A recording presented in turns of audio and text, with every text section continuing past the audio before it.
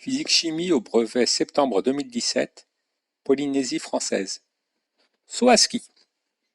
L'épreuve du saut à ski consiste à se laisser glisser le long d'un tremplin puis à progresser dans l'air. Atterrir le plus loin possible dépend de nombreux paramètres.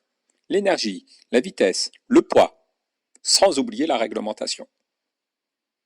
Petit 1, mouvement et énergie. En utilisant les repères A, B, C, D, E, indiquez la portion de trajectoire sur laquelle le mouvement est rectiligne. Alors la portion de trajectoire sur laquelle le mouvement est rectiligne doit être un segment de droite. Il s'agit donc de la portion AB. Au départ, le sauteur est immobile. Entre les points A et C, sa vitesse augmente. Justifiez que l'énergie cinétique du skieur est nulle au départ. Le sauteur étant immobile au départ, sa vitesse est nulle, et comme l'énergie cinétique est proportionnelle au carré de la vitesse, l'énergie cinétique du skieur est nulle au départ.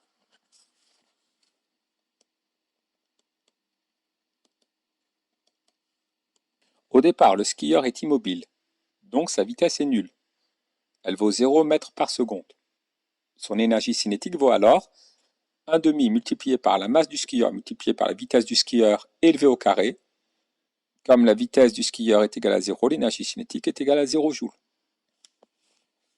Expliquez sans calcul l'évolution de l'énergie potentielle du skieur entre le point A et le point C. Au cours de la trajectoire entre le point A et le point C, l'altitude du skieur, petit h, diminue. Or, l'énergie potentielle du skieur est proportionnelle à l'altitude du skieur. Ainsi, l'énergie potentielle du skieur va diminuer entre le point A et le point C.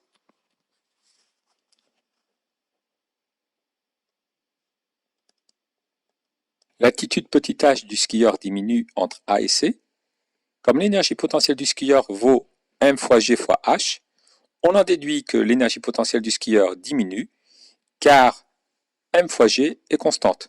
L'énergie potentielle du skieur est proportionnelle à l'altitude petit h du skieur. La valeur de la vitesse en bas du tremplin, au point C, est une donnée importante. Elle peut atteindre la valeur de 25 mètres par seconde. Le document 1 nous indique la vitesse en km par heure en fonction de la vitesse en mètres par seconde.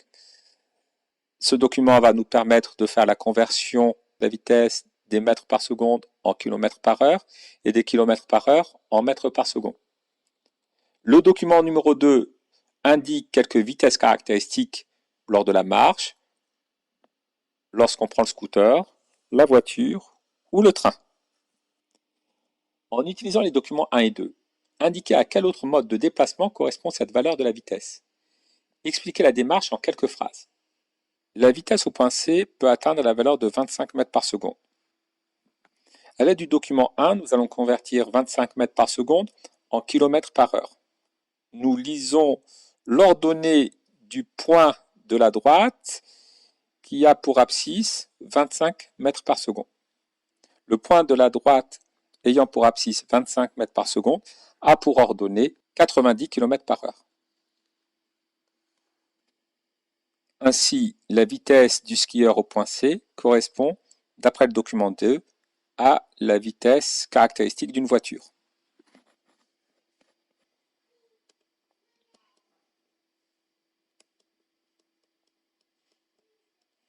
D'après le document 1, le point de la droite ayant pour abscisse 25 mètres par seconde a pour ordonnée 90 km par heure. Donc 25 mètres par seconde correspond à 90 km par heure.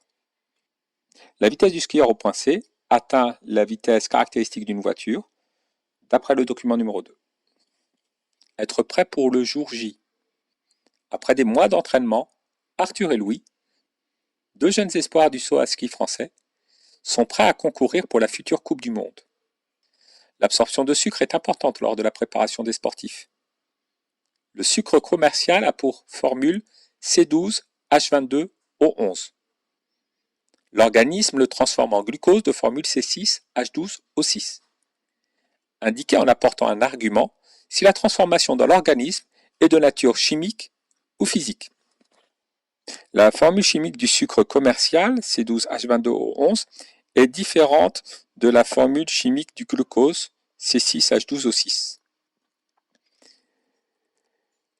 L'espèce chimique de départ est donc différente de celle d'arrivée.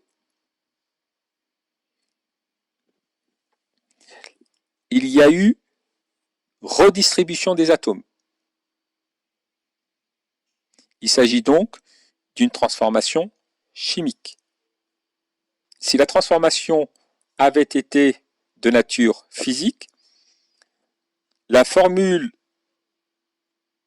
de l'espèce de départ aurait été identique à la formule de l'espèce d'arrivée. Seul l'état physique aurait changé.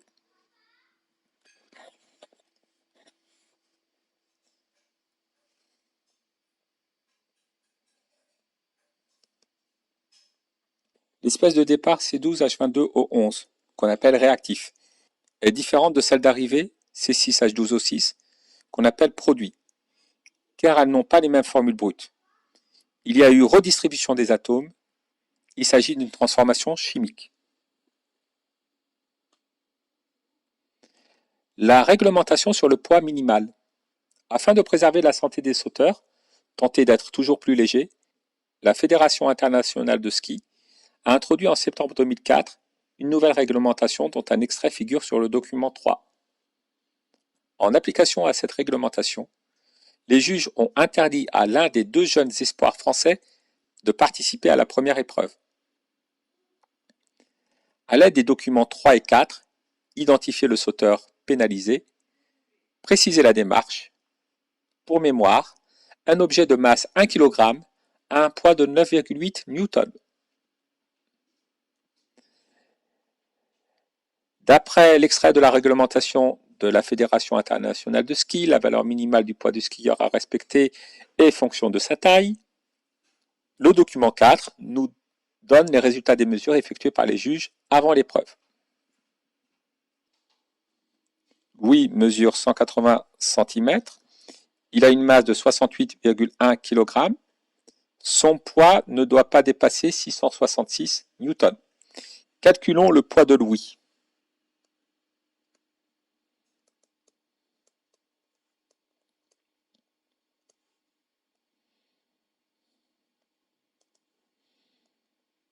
Le poids de Louis s'obtient en multipliant la masse de Louis par l'intensité de pesanteur.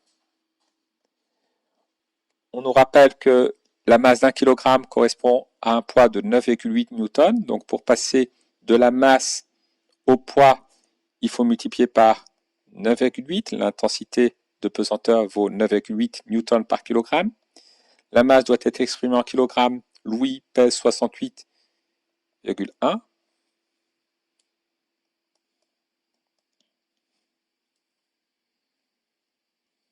68,1 multiplié par 9,8. Cela nous donne 667,38. On peut arrondir à 667 newtons. 667 newtons est supérieur au poids minimal requis pour participer à l'épreuve. Louis a pu participer à l'épreuve.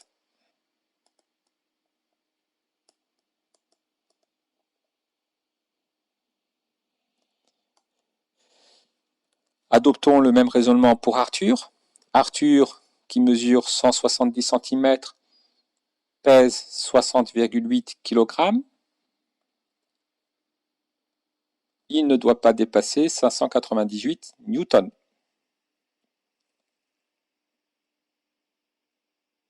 « 60,8 multiplié par 9,8, cela nous donne 596 newtons, si l'on arrondit. Cette valeur est inférieure au poids minimal requis, qui est de 598 newtons.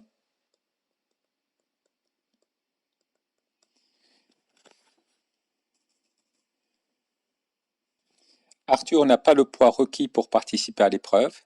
Il a été éliminé.